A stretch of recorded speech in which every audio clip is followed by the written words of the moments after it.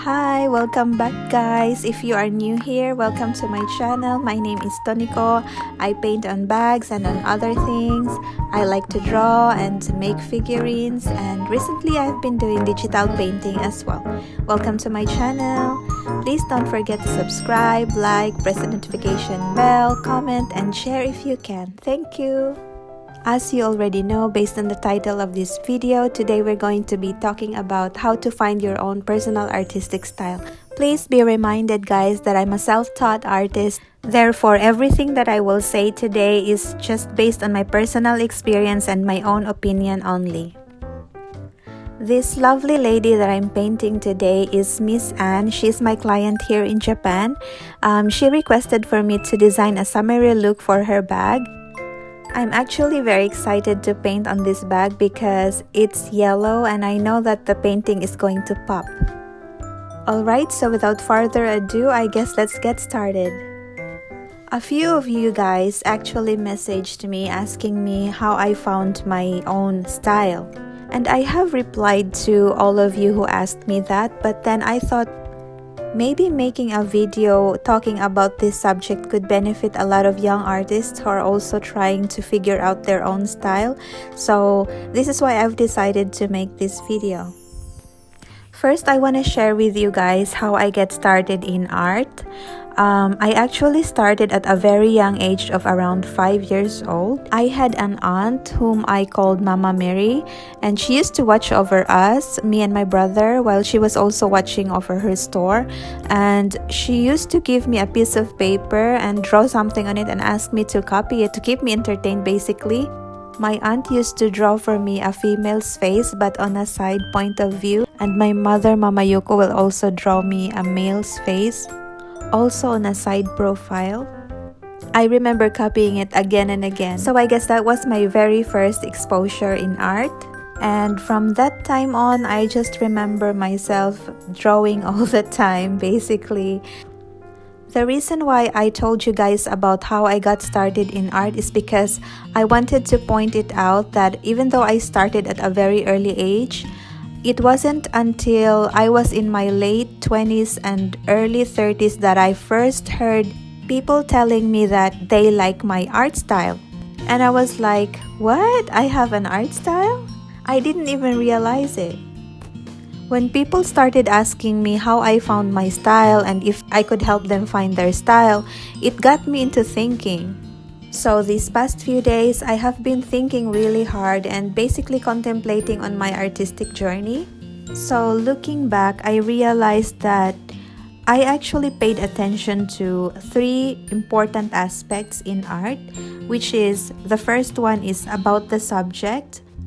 I mean the subject of my artwork. And I'm going to discuss this in details later on, but the second aspect that I paid attention to is the style, and the third one is medium. So let's talk about the first one, which is the subject. You have to figure out the subject of your artwork, whether it's a female face, a male's face, or both. Do you want to paint animals, scenery? Do you want to paint the oceans, the mountains? You have to decide that, and the way to decide that is what makes you excited, what makes you happy when painting something. Because like for example, for me, I really like painting female faces and female figures. I like long hair and fish. I like to draw those things, and I always try to paint those things. And that is why it had become my own personal style. You will not see me drawing a male. You will not see me painting a scenery because it's not what makes me happy. I'm not excited to paint those things. I'm not saying that you should not paint those things. I mean, personally, you have to be happy with what you paint, and that's when your own personal style will come out. Oh, let me correct myself. I actually paint males sometimes, okay? Just sometimes. So once you figure out what is the subject of your artwork that makes you very happy and excited, then continue doing that. Just repeat and repeat and, make variations of it, but stick to that. And before you know it, you will already have your style. Let's talk about the second aspect that we need to pay attention to is style. What I mean by this is you have to expose yourself with different artworks and different art styles. The artworks from the great masters like Leonardo da Vinci, who else? Toulouse-Lautrec, Gustav Klimt, my personal favorite, and other contemporary artists like Audrey Kawasaki, for example. Have you noticed when you look at other people's art, there is something that would interest you and inspire you? Like, for example, how they draw their eyes or how they put too much details on their work. Something about their artwork excites you, right? Or interests you. If you try to take the idea of that, what excited you on other people's work, and try to recreate it using your own imagination, that would help you create your own style. Let me give you an example. I really like Gustav Klimt, and what I like about his work is that he had so much detail in his paintings, right? And I admire that a lot. So what I did is that I took that idea of having a very detailed painting and tried to apply it in my own painting. But I did not copy his details, I did not copy his style, but I only copied the idea of having a very detailed painting because that's what excites me, the details. So I created my own details and that had become my own personal style, right? The next time you will see other people's artworks that inspire you, pay attention to what specifically inspired you about their artwork and try to recreate that in your own way, and that would help you make your own style. Now let's talk about the third aspect, which is the medium. This is a little bit tricky to talk about because I am going to tell you to stick to the medium that you are most comfortable with, but at the same time, I will not encourage you to stick to it, you know? So that's why I say it's tricky. So what I mean to say is that if you are comfortable with drawing with colored pencil, for example, try to stick to that for a few years and really master how to draw, and just practice on it for many years, at least a couple of years. And once you practice it again and again, your style will come out naturally, even if you will not notice it. But believe me, other people will start to notice it. It is very crucial to pay attention if you are like staying in a very comfortable medium. Also, once you have mastered your medium, you have to try and explore others as well. For example, you can try oil painting, you can try acrylics, but as I said, try to stick on it for a few years to be able to really master that medium.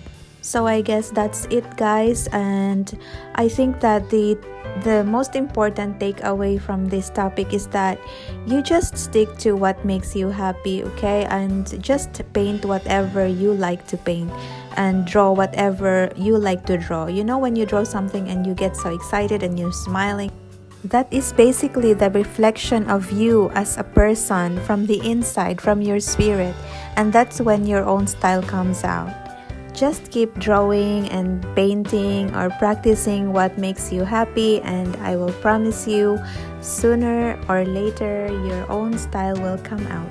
I hope that you guys learned something from this, and if you have your own thoughts about this subject, please leave a comment and let me know. Thank you very much for watching. I hope that you enjoyed this video. I hope you enjoyed the painting process here, and I hope you can share this to your friends, and please leave a comment and tell me what you think.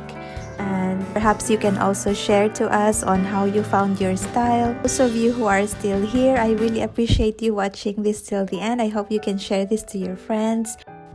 And I guess our painting is finished, guys, so let's take a look.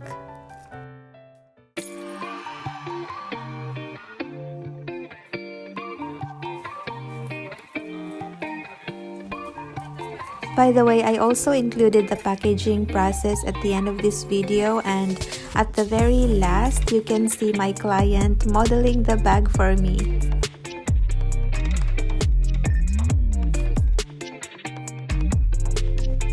I don't know if you noticed guys, but I forgot to cover it with its dust bag, so I ended up like telling the owner to wait for the dust bag because I will be sending it to her.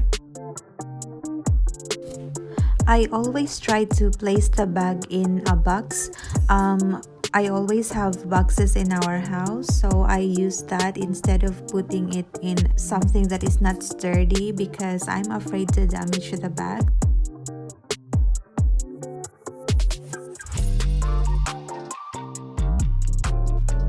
Once again, thank you so much for watching this video and for supporting my channel. I hope to see you guys again on my next video. I will be uploading it very soon, I promise. Thank you. Bye. And here is my very sweet client, Anne. Thank you, Anne.